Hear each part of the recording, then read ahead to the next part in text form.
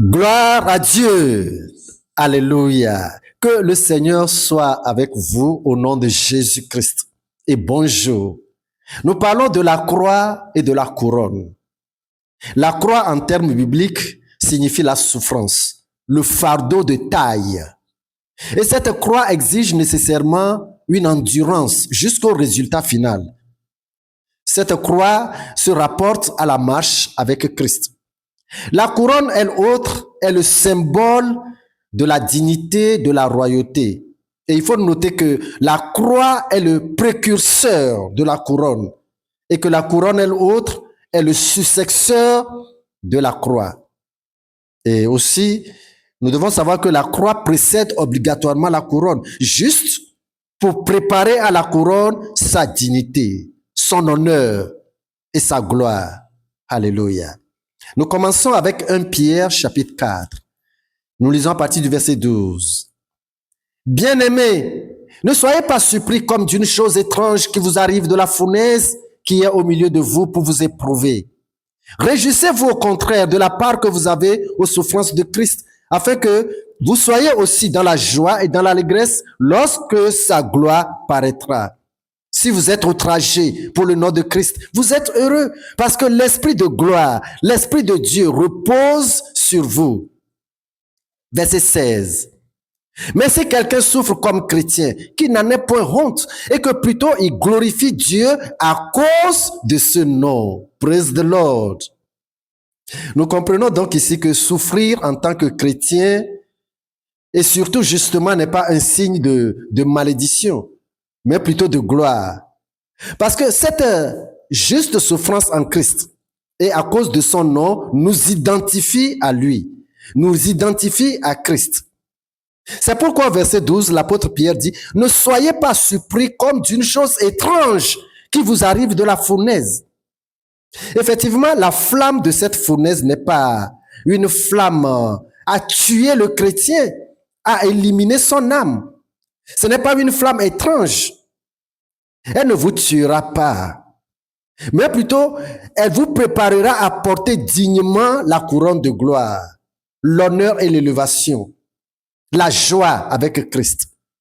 Daniel, chapitre 3, à partir des versets 22 et 23. Daniel, chapitre 3, verset 22.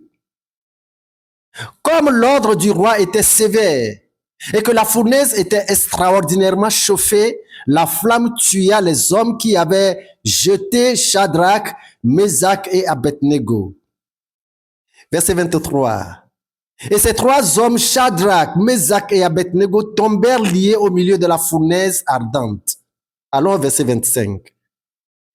Il reprit et dit, « Eh bien, je vois 4 hommes sans lien qui marchent au milieu du feu et qui n'ont point de mal.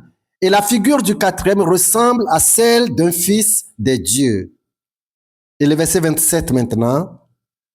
Les satrapes, les intendants, les gouverneurs et les conseillers du roi s'assemblaient. Ils virent que le feu n'avait eu aucun pouvoir sur le corps de ces hommes, que les cheveux de leur tête n'avaient pas été brûlés, que leurs caleçons n'étaient point endommagés et que l'odeur du feu ne les avait pas atteints. Gloire à Dieu. Alléluia. C'est pour dire que nous ne traversons pas nos fournaises et nous ne portons pas nos croix seuls. L'ami le plus fidèle, le compagnon de confiance y est avec nous. Alléluia. Et quelle est sa promesse pour nous dans ces conditions? Nous allons voir. Ésaïe chapitre 4. Allons-y vite avec moi. Ésaïe chapitre 4 et le verset 2. Êtes-vous à la page déjà? Ici, je lis le verset 2. Si tu traverses les eaux, je serai avec toi, et les fleuves, ils ne te submergeront point. Si tu marches dans le feu, tu ne te brûleras pas, et la flamme ne t'embrasera pas. Alléluia. Tout ça là signifie, n'est-ce pas, la croix pour élever plus haut et dignement le croyant chrétien. Et c'est la voie pour nous faire porter la couronne quand nous serons dans le paradis. Alléluia. Si la souffrance que vous traversez est causée par votre justice en Christ, La Bible nous déclare très heureux. C'est l'Éternel lui-même qui nous donne à avoir comme ça, n'est-ce pas, aussi part à la souffrance avec Christ. Donc, vous êtes un homme, vous êtes une femme bénie. Alléluia. Actes chapitre 5, versets 40 et 41. Actes chapitre 5. Et on s'arrête là au verset 41. Verset 41. Ils se rangèrent à son avis et ayant appelé les apôtres, ils les firent battre de verges. Ils leur défendirent de parler au nom de Jésus et ils les relâchèrent. Verset 41 maintenant, suivez bien. Les apôtres se retirèrent de devant le Sanhédrin, joyeux d'avoir été juges dignes de subir des outrages pour le nom de Jésus. Praise the Lord. Voyez-vous l'expression du sentiment des apôtres ici? Ils étaient tous joyeux d'être battus, non pas pour une injustice commise, mais tout simplement pour le nom du Christ Jésus. Alléluia. 1 Pierre chapitre 2, verset 20. 1 Pierre chapitre 2, et allons au verset 20. Êtes-vous déjà arrivé au verset 20? 1 Pierre chapitre 2, verset 20. En effet, quelle gloire y a-t-il à supporter de mauvais traitements pour avoir commis des fautes? Mais si vous supportez la souffrance lorsque vous faites ce qui est bien, c'est une grâce devant Dieu. Verset 21. Et c'est à cela que vous avez été appelés, parce que Christ aussi a souffert pour vous, nous vous laissons un exemple afin que vous suiviez ses traces. Alléluia. Qu'est-ce que le Christ lui-même dit à tous pour montrer que la croix est prioritaire, nécessairement prioritaire à la couronne qui fait notre gloire, d'abord ici-bas et pour toute l'éternité dans le paradis? Matthieu chapitre 10 et le verset 38. Matthieu chapitre 10, verset 38. Celui qui ne prend pas sa croix et ne me suit pas n'est pas digne de moi. Praise the Lord. Ça, c'est la parole du Christ lui-même. Et est-ce que pour Christ, c'est un simple plaisir de nous soumettre obligatoirement à la croix? Sinon, quel est l'objectif de la croix? Qu'est-ce que la croix vise pour le chrétien, le pèlerin?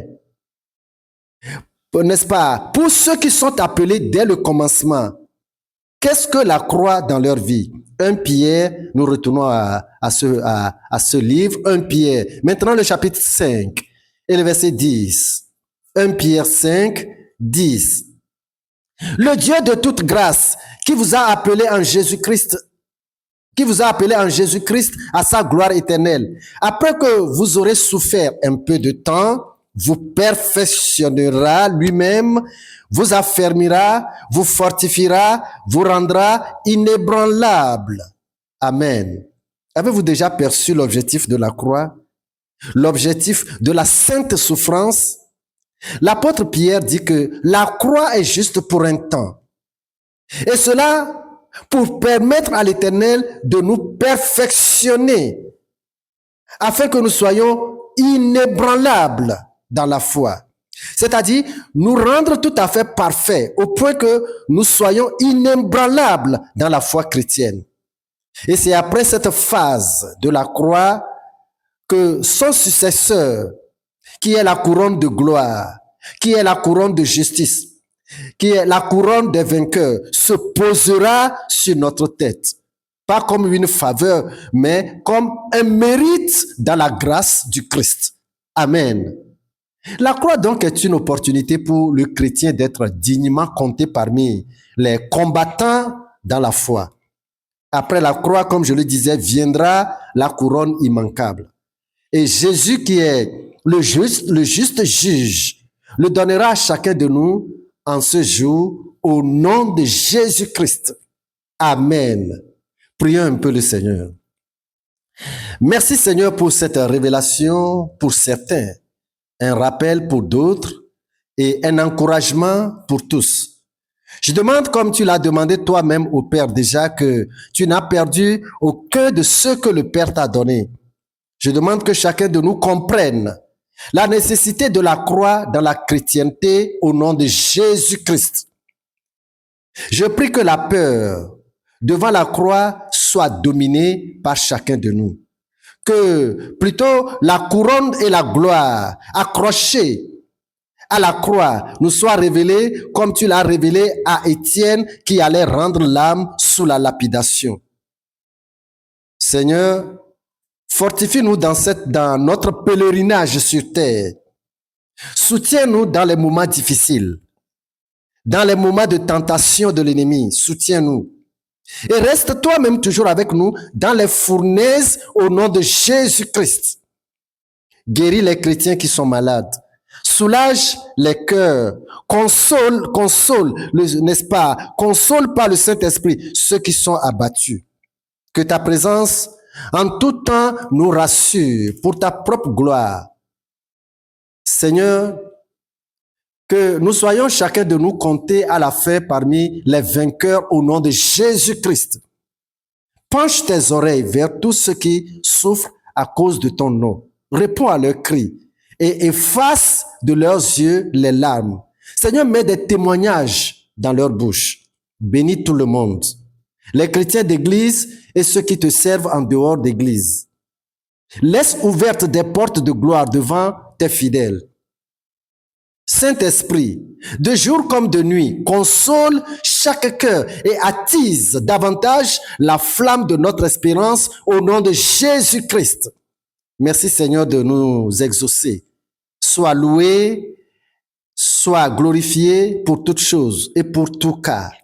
Merci Seigneur. Au nom de Jésus de Nazareth, nous avons prié. Amen. Vous étiez avec Séraphin Kofi Zozo dans l'émission PMV, qui est Petit Message de Vie. Restez bénis. Amen.